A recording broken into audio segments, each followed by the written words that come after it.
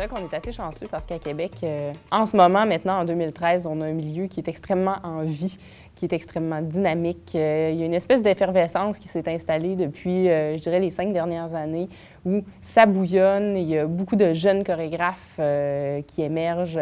On a beaucoup d'interprètes aussi, évidemment. Avec la proximité de l'École de danse de Québec, on a 12 professionnels à chaque année qui sont issus du secteur professionnel de l'École de danse.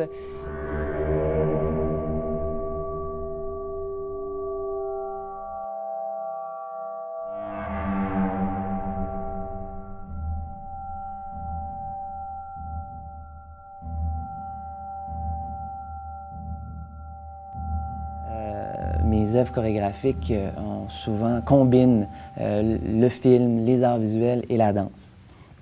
Puis ce que je trouve intéressant, c'est que le milieu actuellement, avec l'effervescence des dernières années, il y a beaucoup de gens et d'organismes, comme par exemple La Rotonde, qui soutiennent énormément les artistes comme moi pour pouvoir approfondir leur démarche, tant au niveau de la création, mais aussi de la diffusion.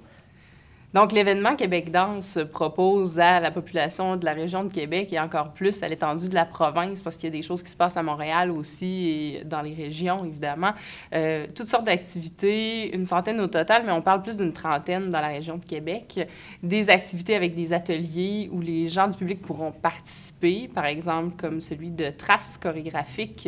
Cet événement-là aussi est pour professionnels, amateurs, loisirs. Il y a plusieurs lieux de la Ville de Québec. On parle justement des lieux extérieurs, Parvis de l'Église. On a les musées de la civilisation, Musée du Québec, La Rotonde en salle. Oui. Est-ce qu'il y a d'autres lieux? L'École de danse ouvre aussi ses portes pour des initiations à des classes de danse.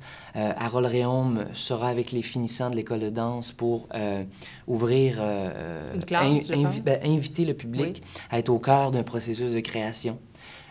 Donc, tous les lieux de la ville sont ouverts à permettre la rencontre de la danse avec le public.